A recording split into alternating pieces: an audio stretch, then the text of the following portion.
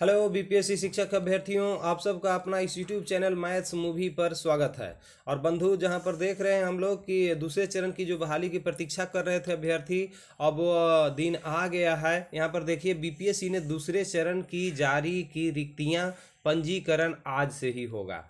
अब यहाँ पर और है शिक्षक भर्ती 70,000 पदों के लिए आवेदन आज से और 25 तक होगा।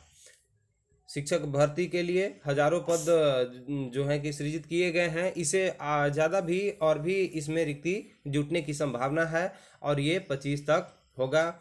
या इसमें जो हेडलाइंस है इसमें हम लोग देख लेते हैं कि मेन कौन कौन से मुख्य बातें हैं। तो बंधु, यहाँ ध्यान दीजिएगा आप, तो आपको 7 से 10 दिसंबर तक परीक्षा संभव है। मतलब ये अनुमानित है, लगभग मान के चलिए आप किसी डेट में होगी या 5 से 10 दिन का इधर उधर हो सकता है। 31 दिसंबर को आपका रिजल्ट आ जाएगा।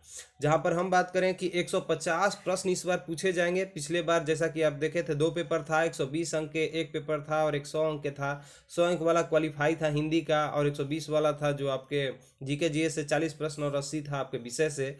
तो इस बार पूरे 150 अंक के प्रश्न जो है पूछे जाएंगे। सबसे बड़ी खबर यह है कि निगेटिव मार्किंग बिल्कुल नहीं रहेगी, तो चिंता करने की कोई बात नहीं है।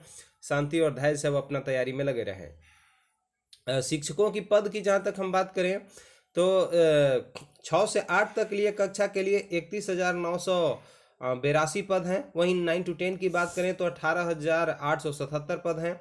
और 9 to 10 विशेष स्कूल की बात करें तो 270 पद हैं। उसी तरह 11-12 के लिए बात करें तो 18,577 पद हैं। और अति पिछड़ा विभाग के तहत बात करें तो 6 से 8 के लिए 234 पद, 9 से 10 के लिए 248 पद, 11 से 12 के लिए 403 सीटें हैं और प्रधानाध्यापक के लिए मात्र 31 सीटें हैं। और ये बंधु आप ध्यान में रखेंगे कि ये जो पद आपको दिखाई दे रहे हैं 234, 248, 403, 31, ये पिछड़ा और अति पिछड़ा वर्ग के तहत है, सिंपल शिक्षक बहाली के लिए नहीं है। चलिए यहाँ पर और देख लेते हैं। 2.5 घंटे की परीक्षा आपकी होनी है, जिसमें एक ही पाली में परीक्षा होगी, सबसे बड़ी बात है। और भाषा 30 अंक का होगा, सामान्य अध्ययन 40 अंक का होगा, वहीं विषय से 80 अंक का परीक्षा होगा, एक ही पेपर होगा। पंजीयन 5 नवंबर से 14 नवंबर तक होगा।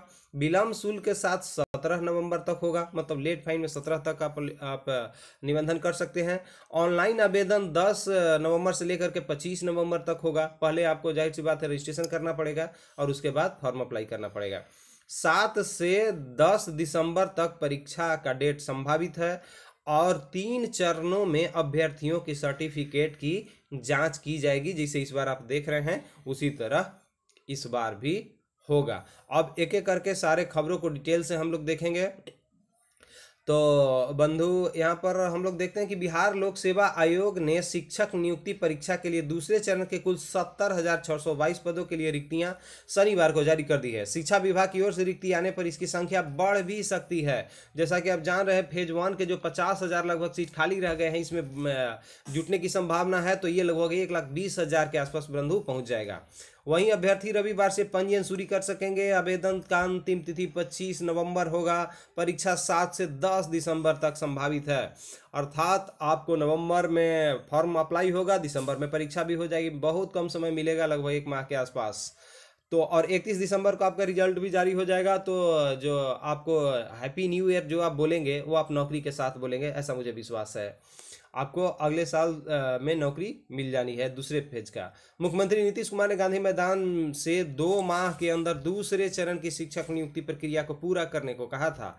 इसके बाद शिक्षा विभाग और आयोग ने युद्ध स्तर पर काम 2 दिन में ही नियुक्ति की प्रक्रिया शुरू कर दी। बीपीएससी के अध्यक्ष अतुल प्रसाद ने बताया कि सामान्य विद्यालयों के लिए 69,706 रिक्तियां, वहीं 916 पद पिछड़ा वर्ग एवं अति पिछड़ा वर्ग के कल्याण विभाग के अंतर्गत आने वाली विद्यालयों के लिए है।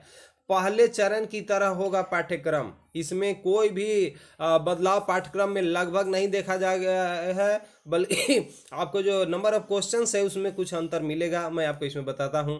आयोग ने स्पष्ट कर दिया है कि पहले चरण की परीक्षा की तरह दूसरे चरण का सिलेबस होगा, इसमें किसी तरह का कोई बदलाव नहीं किया गया है। सिलेबस एनसीईआरटी आधारित होगा।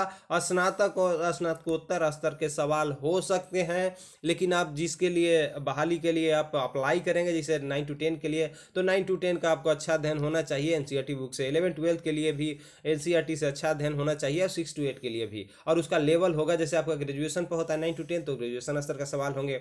11-12 पे पीजी स्तर का होता है, तो स्नातकोत्तर लेवल के सवाल होंगे। तो ये सारी बातें पिछली की तरह है, पिछले फेज 1 की तरह। अब यहाँ पर देखेंगे बंधु 150 प्रश्न पूछे जाएंगे इस बार। तो आयोग के सचिव रवि भूषण ने बताया है कि दूसरे चरण में कुछ बदलाव किए गए हैं।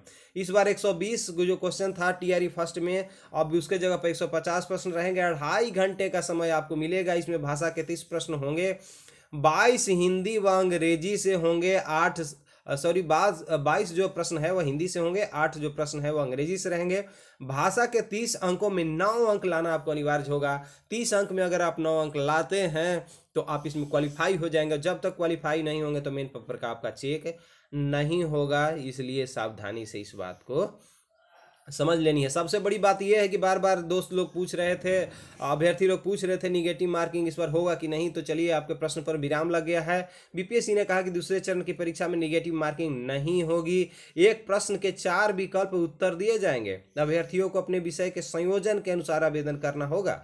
इसमें गलती होने पर सुधार नहीं होगा। इस बार अपीयरिंग उम्मीदवारों को मौका नहीं दिया जाएगा। सबसे बड़ी खबर कि इस बार जो पिछले बार देखे थे, स्टेट में अप्लाई कर दिया अपीयरिंग थे, सीटेट में अप्लाई कर दिया अपीयरिंग थे, जिनको बीएड नहीं हुआ था, डीएलएड नहीं हुआ था, स्नातक नहीं हुआ था, स्नातकोत्तर नहीं हुआ था, फिर भी उन्होंने अपीयरिंग पर अप्लाई कर दी थी। लेकिन इस बार आपको कोई चांस मिलने का उम्मीद नहीं है।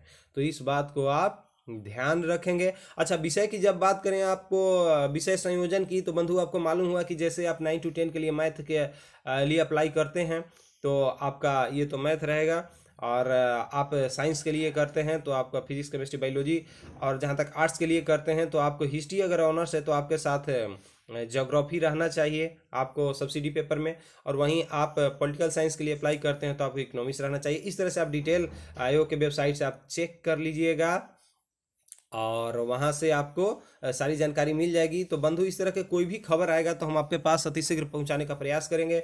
अगर आप चैनल पर पहली बार विजिट कर रहे हो तो एक बार फिर से मेरा आग्रह है कि सबसे पहले आप चैनल को सब्सक्राइब कर लीजिए, क्योंकि इसके लिए आपको कोई पैसे देने नहीं होते हैं और आपको खबर आसानी से मिल जाता है। और लाइक कमेंट शेयर तो कर ही देंगे। तो आज की वीडियो इतना ही। बहुत बहुत धन्यवाद। Thank you very much.